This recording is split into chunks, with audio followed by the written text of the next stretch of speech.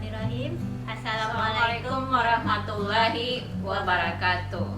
Jumpa lagi dengan kami, saya Aisyah Frida dan kakak Dia Sukma di Crosscheck. Crosscheck. Kali ini kami akan sharing dan diskusi tentang sakti Di dalam bakti. Sudah belum ya? Sepertinya sering diungkapkan. Sakti. Banyak orang mencari kesaktian ya, terutama laki-laki. Wajar, karena dia laki-laki. Karena makna sakti ini kan perempuan ya, energi feminim. Jadi perempuan itu sudah terlahir sakti. Jadi dia nggak perlu cari kesaktian. Karena kadang-kadang kita lihat orang perempuan cari kesaktian itu kayak mana gitu kan? Karena dirinya ya sakti itu tadi. Sakti. Nah, kalau untuk bakti artinya energi Laki-laki maskulin dia. Kita adalah bakti. Bakti. Puncak dari sakti itu adalah bakti. Kalau untuk aplikasinya, terapannya seperti apa antara sakti dan bakti? Nah, bakti ini kan melayani. Melayani ya, secara nyata. Sakti itu kan energialnya. Bakti itu materialnya, kenyataannya. Jadi perempuan itu setiap hari dia hidup di dalam dimensi kesaktiannya melalui pelayanan. Dari kecil perempuan sudah terbiasa membereskan rumah, bertanggung jawab pada keadaan rumah, memasak, menyapu. Itulah bakti, pelayanan. Maka dikatakan spiritual, perempuan itu sangat mudah memasuki esensi spiritual karena hidupnya dari awal sampai akhir memang sudah di spiritual secara energialnya. Ruh itu kan feminim dia. Ya, spiritual body itu kan feminim energy, mental body masculine energy, emotional body feminim energy, physical body masculine energy. Nah, mengapa kalau ini Sakti. mengapa kalau sakti itu kan feminim, tapi kemudian puncaknya adalah bakti. Tapi kalau laki-laki kan memang sudah bakti. Tetapi mengapa tidak ada yang berbakti? Maaf ya. Karena dia harus kembali ke esensi, karena yang bisa melakukan bakti ini sakti. Tunggu. Dia harus memiliki energi feminim dulu. Tapi kalau untuk baktinya itu sendiri di mana? Baktinya dia sudah punya fitrah baktinya. Tapi belum dia hidup ketika dia belum memiliki kesaktian, memiliki energi feminim. Oke. Belum mengakses energi feminim, kasih sayang, kelembutan, cinta. Nah, di situ paham, nah. Masih nggak terima nih. Kalau saktinya perempuan, katakanlah dia bisa multitasking segala macam, pokoknya banyak. Kesaktiannya. Ya, itu kan sakti ya. Nah, kalau laki-laki, baktinya ini di mana?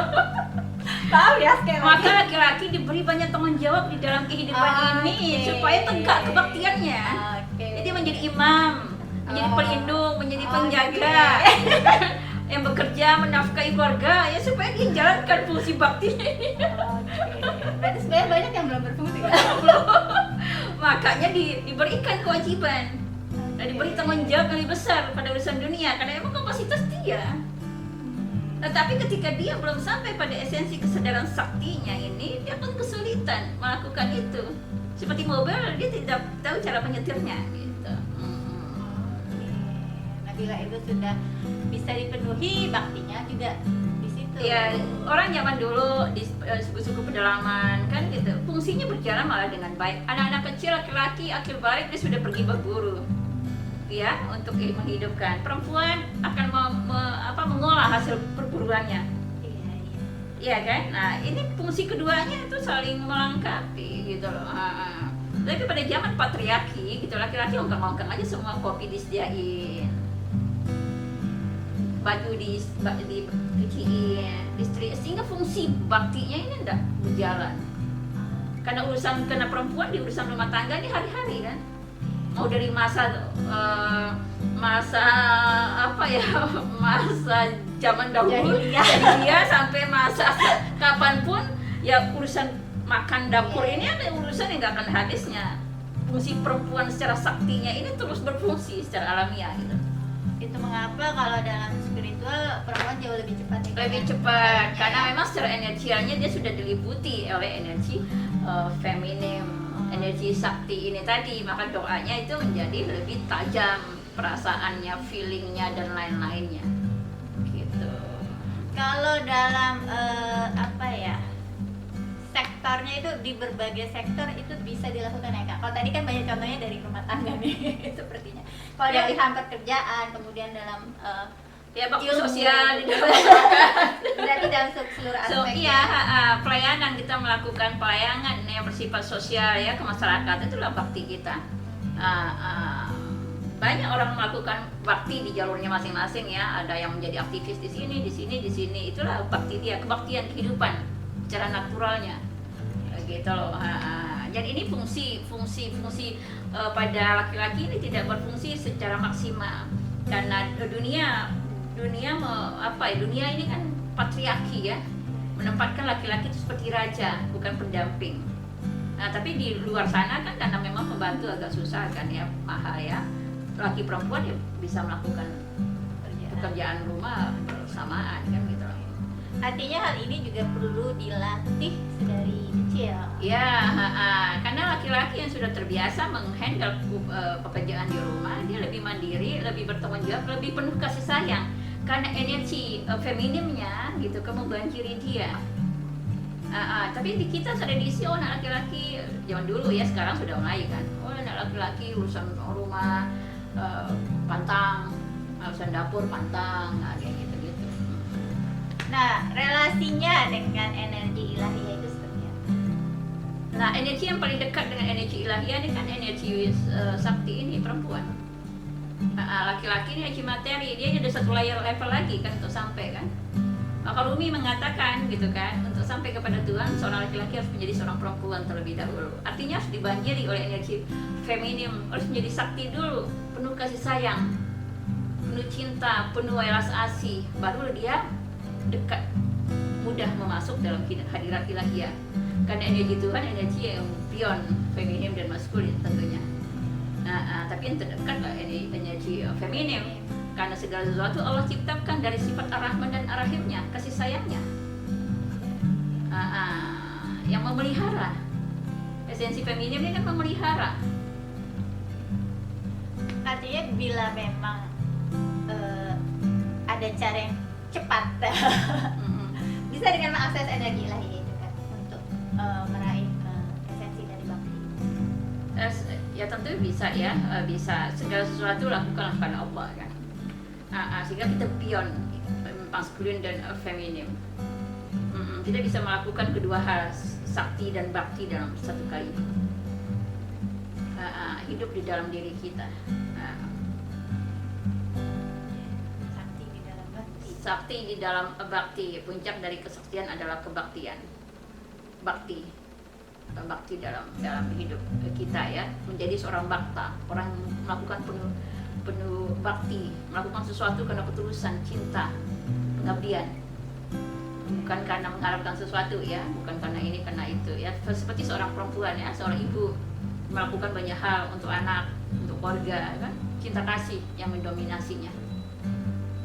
Bahkan seorang perempuan melakukan kejahatan itu kan untuk anaknya, banyak juga kan, rela menanggung beban yang gelap sekalipun untuk anaknya.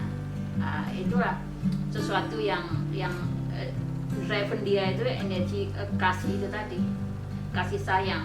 Tapi ketika kesadarannya dia rendah, kasih sayang ini ya seperti itu nantinya. Tapi ketika dia kesadarannya tinggi, ya kasih sayang ini menjadi cahaya yang menerangi dirinya dan menerangi anak-anaknya. Artinya terkait erat dengan keikhlasan, kemudian kesabaran, ya puncak perjalanan seorang perempuan itu kan pada saat dia melahirkan. Karena pada saat dia melahirkan menjadi seorang ibu, dia melahirkan kesadaran cinta kasih tanpa batas di dalam dirinya. Itulah menjadi daya dorong dia untuk melakukan, merawat, mengasihi, berjuang demi anaknya. Karena dia sendiri melahirkan dirinya yang esensi cinta tanpa batas itu.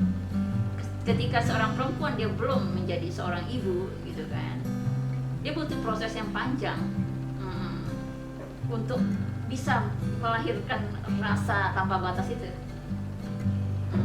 Harus banyak stimulasi ya, stimulasi eksternal, karena itu satu momen rahasia kita dengan Tuhan ya, melalui kelahiran normal.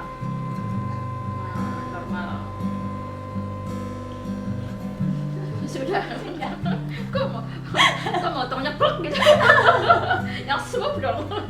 Sudah terjawab saya tadi antara saktinya laki-laki dan saktinya perempuan. Jadi mari kita kembali kepada fitrah kita masing-masing. Tapi ini pengamatan saya pribadi ya. Ketika seorang perempuan terlalu dia feminim secara eksternal gitu kan, pasti dia dibanjiri energi maskulin di dalam dirinya. Terlalu banyak dalam energi kah, atau memang secara realitanya? Secara energi akan menarik keseimbangan kepada dirinya sendiri. Gitu loh. Itu secara otomatis terjadi. Orang yang dibanjiri dengan energi feminim yang banyak di dalam dirinya, biasa aja penampilannya. Penampilannya biasa aja. Ini terkait dengan relasi dengan orang tua kah, atau memang lingkungan dengan lingkungan maskulinnya? Dirinya sendiri sih. Lebih ke dirinya sendiri ya, banyak faktor kesadaran, hormonal dan lain-lainnya. Itu banyak sering. Kadang-kadang saya lihat seorang perempuan yang wah luar biasa, tapi kok anak-anaknya nggak seluar biasa dia kan gitu kan. Kasih sayangnya kurang kepada anak-anaknya, tapi pada dirinya dia tampil wow banget gitu loh. Jadi kurang pada internalnya, jadi ditutupi dengan energi feminim secara eksternalnya dia. Sama kayak Bunda Teresa dibanjiri begitu banyak energi feminim kan, cinta kasihnya luar biasa yang menampung begitu banyak orang kan. Dia biasa-biasa saja. Berarti tidak berlaku sebaliknya ya Kak ya, kalau untuk energi feminim ya, bagi perempuan tentunya. Kalau kekurangan dia justru akan menampilkan, mencari dari luar, tetapi kalau banyak feminim dari dia biasa aja, natural. Justru natural. Itulah dirinya. Fitrahnya memang feminim ya. Fitrahnya begitu. Tapi beda ya kalau memang profesinya artis ya, memang dia harus tampil wow gitu kan. Tapi ketika sehari-harinya dia tampil wow, itu perlu kita lihat kadar hormonal, kadar energi feminimnya pasti lebih rendah. Mungkin itu aja teman-teman tentang sakti di dalam bakti. Jadi kita kembali ke fitrah kita masing-masing. Apakah sahabat-sahabat laki-laki atau perempuan, silakan kembali melalui jalurnya masing-masing.